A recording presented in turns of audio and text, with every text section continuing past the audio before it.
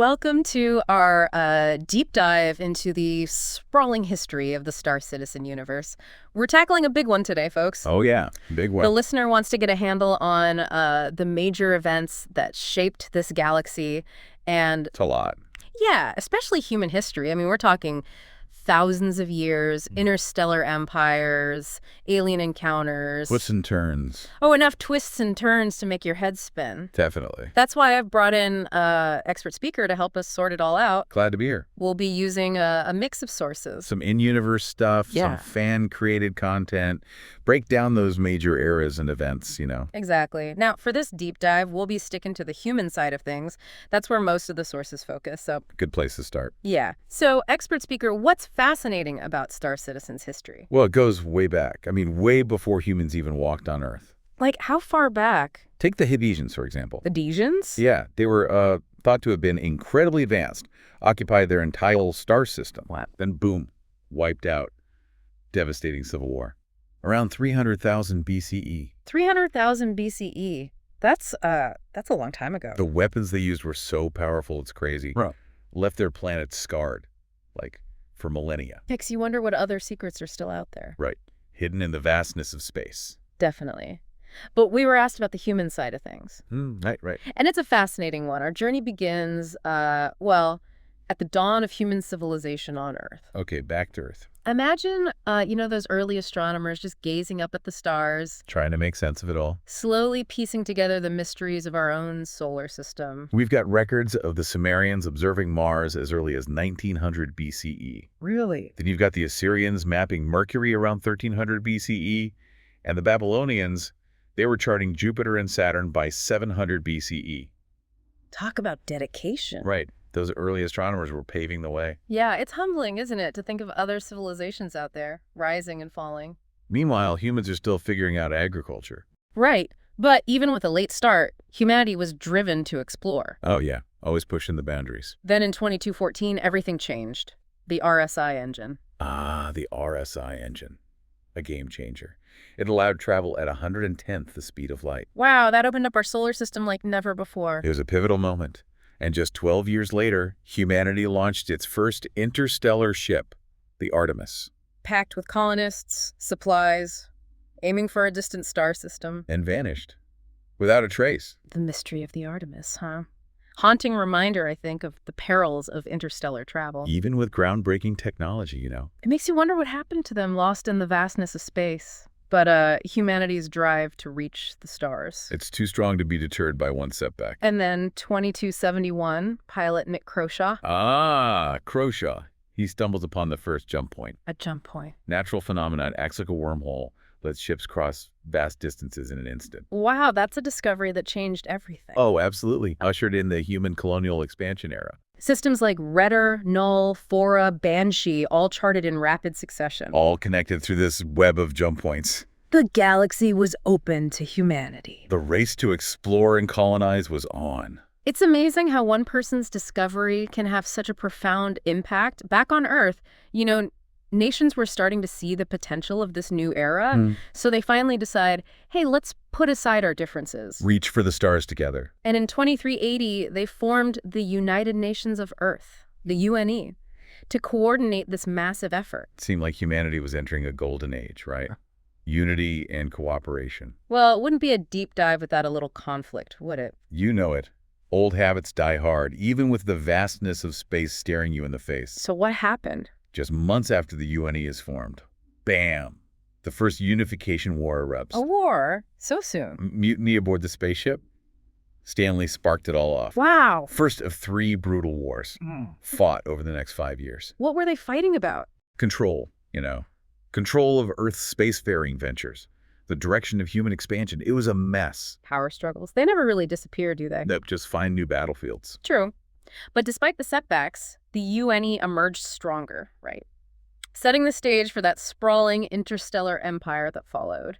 And then in 2438, something big happens. Something huge. Humanity makes first contact with an alien species. The Banu, right. The Banu, discovered in the Davian system, a nomadic species of traders. So how did that go? First contact. Sounds tense. There was some initial tension, for sure. But humanity managed to negotiate a peace and trade treaty. Wow. Marked the beginning of the Banu Protectorate. Became a hub of interstellar commerce, humans and Banu exchanging goods and ideas. That's a story of hope, right? Amidst all the conflict, finding common ground with another species. Exactly. Shows the potential for cooperation, even between different species. What a moment. By the mid-25th century, humanity was a major player in the galaxy. The growing empire, first contact, and the technology to keep pushing further. It seemed like nothing could stop them. But little did they know, right? The seeds of conflict, they were already being sown. Oh, yeah. The galaxy is full of surprises. And that's where we'll pick up in the next part of our deep dive. Looking forward to it. We'll explore the ambitious Project Farstar, the rise of the Tavoran threat, and a figure who would change the course of human history, Ivar Messer. Stay tuned. Can't wait. Welcome back to our deep dive into Star Citizen history. Last time, we left humanity poised on the edge of a new era. Expanding empire, fragile peace with the Ganu, technology was opening up the galaxy. But it wasn't all smooth sailing. Of course not. So what happened? Well, that peace treaty with the Banu, yeah. it kind of fueled a desire for even more exploration, within the UPE, I mean. So they wanted to see what else was out there. Exactly. Project Farstar was already underway. Yeah. This huge initiative to, push the boundaries of known space even further. Sending explorers out, charting new jump points, new worlds. Ambitious, right? Ambitious. Maybe a little reckless. Well, yeah, maybe a little. I mean, when you have the tech to reach for the stars, it's hard to resist, right? Right. So what were some of the big discoveries they made during Project Farstar? That's what I was going to ask. Well, one of the most significant was in 2499. Explorers stumbled upon the Magnus system. Magnus. Yeah, it had minimal space hazards, which made it, ideal for travel and trade. Plus, it was rich in resources. Always a plus. The UNE military, they were especially interested. Recognized its strategic importance. Moved quickly to establish a presence. Sounds like they had their eye on it. Oh, yeah.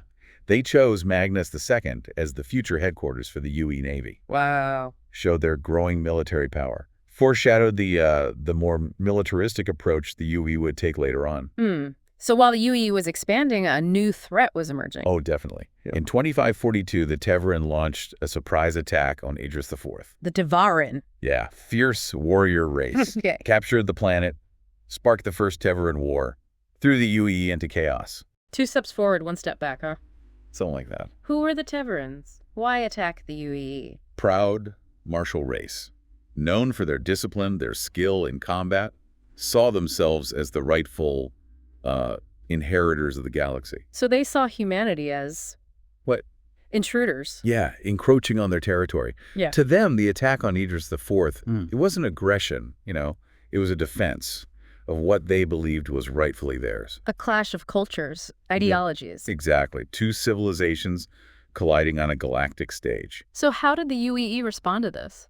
It was chaotic at first. A lot of the population fled Idris IV, but some stayed. Really? Yeah, a group of citizens chose to resist. Brave souls. They called themselves the Greys, led by a woman named Rachel Locke. I've heard of her. They conducted raids, sabotage missions, disrupted the Terran occupation, provided intel to UE forces. Talk about courage. Right. It's a testament to the human spirit, Yeah. even in the face of overwhelming odds. So the Tevaran War, it really brought out the best and worst in humanity. Absolutely. Tested their strength, their resolve. And amidst the chaos, a figure emerged who would change everything. Ivar Messer. Ah, Ivar Messer. His name echoes through history, doesn't it? What made him so pivotal? Messer was brilliant, ruthless, a military commander, rose through the ranks fast, exploited the chaos of war to gain power, influence, orchestrated that daring rescue of Idris IV. They captured the Tevaran leader. Yeah. Presented him before the UPE Senate. Messer became a hero. And that paved the way for his rise. Oh, yeah. Master strategist, see? Used the war to his advantage. But he wasn't just a military leader. Ambitious, power-hungry, right? Oh, definitely. Messer was a manipulator. Knew how to exploit fear, ambition. Played on public anxieties about the Sheen. Who were in that tense Cold War with the UKU at the time. Right. He argued that the UPE system with its multiple leaders was too weak. Couldn't protect humanity. So what did he propose? A new system. Single office. The prime citizen. With sweeping powers. To unify, strengthen the UEE. And conveniently, he was the perfect candidate. Of course. And the people, scared, uncertain, voted him in. So began the Messer era. Expansion, oppression, a long shadow cast over human history. It's a familiar pattern.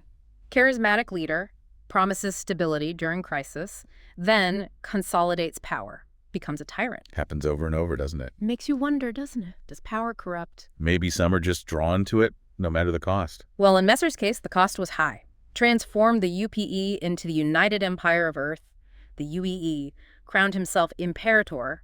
The Messer-era technological advancement, yes, but a new wave of oppression, too. Exploitation. Definitely a darker side to it all. So what were some of the key developments during this era? What did Messer leave behind? Well, the UEE developed some powerful new ships. The RSI, Perseus gunboat. Perseus. Small but intimidating, designed to patrol and force order.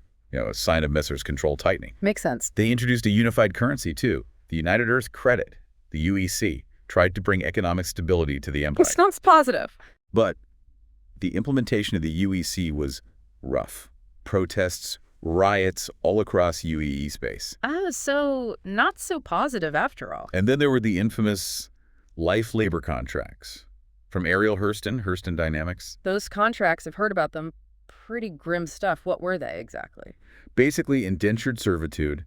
Workers would sign, bound to Hurston Dynamics, sometimes for generations, in exchange for, basic necessities, the promise of a better future. A promise that probably wasn't kept. Exactly. Trapped in a cycle of debt, exploitation, working in dangerous conditions, little hope of escape. Even in the future, it seems, some things never change. It's a dark side to progress, for sure. And all this while, tensions with the Xi'an, they were still escalating. Right. That Cold War was still simmering. The discovery of the Kaipua system, 2617, deep within Xi'an territory, almost pushed them to war. Almost. Open conflict was avoided, thankfully. But it marked the beginning of the Xi'an Cold War. Mistrust, military buildup, constant fear of a full-blown interstellar war. Internal strife, external threats. Not a great situation for humanity. And to make matters worse, the UEE tried to uplift a species on Garen II, 2788. Uplift. Yeah, they tried to force this species to evolve faster, believed it was their duty to guide these quote-unquote lesser beings. Arrogance, much. It backfired big time. I bet. Messing with evolution, what could go wrong? So how did the galaxy react to that? Condemnation, across the board. Alienated potential allies. Damaged the UEE's reputation. It highlighted the flaws of the Messer regime, really, that belief in human superiority. They thought they knew best. Imposed their will on others. Even with good intentions, I guess. If you can call them that. So the Messer regime, digging themselves into a hole, alienating their own people, creating enemies across the galaxy. Did anyone oppose them? Speak out. A few brave souls. Senator Terrence Akari from Earth. He took matters into his own hands. What did he do? Negotiated a peace accord with the Xi'an, independently. Wow. Bold move. What was he thinking? Akari believed in diplomacy, peaceful coexistence, saw the danger and the Messer regime's warmongering. So he took a stand. He did. Akari's actions were a turning point, showed the cracks in the Messer regime, gave hope to those who wanted change. And change was coming. It was. Years of hardship, interstellar conflict, oppression, it all culminated in an uprising. 2792. The Messer dynasty toppled. Aaron Toy, a senator from Earth, took over. Promised reform, peace, diplomacy, a new dawn. But they inherited a galaxy full of problems. Oh, absolutely. The new UEE government, they had a lot to deal with. Rebuilding trust, addressing inequality, exploitation. And then there's the Vanduul threat. Right. Emerging from the fringes of space, a terrifying new enemy. The Vanduul, a name that sends chills down your spine. We'll delve into that, the challenges facing the UEE, in the next part of our deep dive. Stay tuned. Welcome back to our deep dive into Star Citizen history. It's been quite a ride, hasn't it? We've covered thousands of years, seen empires rise and fall, witnessed both the best and worst of humanity. Last time we were talking about the fall of the Messers and the hope for a new era for the UEE. A new era, but peace and stability, those are fragile things, especially in a galaxy as vast and unpredictable as this one. Right, and the Vanduul threat was looming over everything. They weren't just, pirates or raiders. There was something more to them, something much more menacing. They were different, unlike anything humanity had ever seen before. A nomadic species, driven by, it seemed like pure rage, and this deep-seated hatred for humans. Their attack on the Orion system back in 2712, Devastating. Entire worlds left in ruins. And then they struck again in 2736. This time, the Tiber system, just a trail of destruction and terror. They wanted to wipe out humanity. It felt like that's what they wanted, to just erase us. Yeah, it wasn't about territory, resources. It was something much darker. Their motives, we still don't know. But their actions, they suggest a level of fanaticism, hatred. It's hard to even comprehend. They don't want to talk. They don't want to coexist. They want to destroy. So how did the UEE respond to this threat? I mean, were they able to defend themselves against these attacks? At first, it was tough. Remember, the fall of the Messers had just happened. Everything was in turmoil. The new government was trying to find its footing. The military was a mess. But they weren't prepared for this. Not at all. But the Van Duel attacks, they were a wake-up call. Forced the UEE to rethink its priorities. Had to take a more proactive stance against this enemy. Adversity breeds innovation, isn't that what they say? Yeah, and the Van Duel threat. It did lead to some advancements, new weapons, new defense systems, new tactics. The UEE put everything into strengthening the Navy, bolstering defenses. That did you something, right? They had to. But it wasn't all doom and gloom. Oh. There were signs of hope, too. Yeah, amidst this existential threat, humanity was trying to learn from its mistakes. Trying to build a better future. Exactly. The new leadership, they were more, enlightened, I guess you could say. There was a shift in policy, focus on peace, diplomacy, cooperation. Okay, so what were some of the things they did that reflected this change? The construction of the Ark was a big one. The Ark? What's that? Imagine it, a massive orbital platform dedicated to knowledge, collaboration, different species coming together, sharing what they know, learning from each other, working towards common goals. Wow, that's incredible. A symbol of unity, hope. It was. And then there's the Fair Chance Act. What was that about? It was meant to protect developing species. No interference with planets that had life but hadn't reached, spacefaring capabilities. So a complete reversal from that whole Garin II situation. Yeah, a total shift in thinking, recognizing that, that humanity doesn't have all the answers. Other species, even those less technologically advanced, they deserve respect, autonomy. So the UEE was really trying to change, to become, a more responsible galactic power. But were there any other challenges? Threats? Always something, right? The Pyro system. On the edges of UEE space, became a hub for criminal activity, black markets, all that. Anyone who wanted to operate outside UEE law, they went there. So even with all the progress, there was still chaos. Chaos is kind of built into the system, I think. And of course, the Van Duel threat never really went away. Right. Still attacking, pushing the UEE to its limits. Even with all the new technology, the strategies, it was still a constant struggle. So it's this constant tension, isn't it? Hope and despair, progress and destruction. Is that what defines the Star Citizen universe? Maybe. It's a universe where the stakes are high. The actions of people, governments, they have consequences. The past informs the present, but it doesn't dictate the future. And amidst all of this, there are still mysteries, things we haven't figured out yet, like the case of Marie Sante. Ah, Marie Sante. She was a runaway.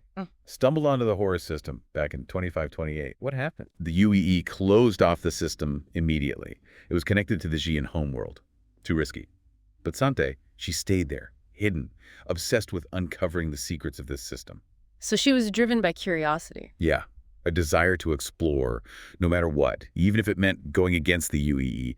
Her journal entries, they hint at something big, something extraordinary in the Horus system. But then she vanishes. No trace. Another mystery. One of many, I'm sure. This galaxy is full of them.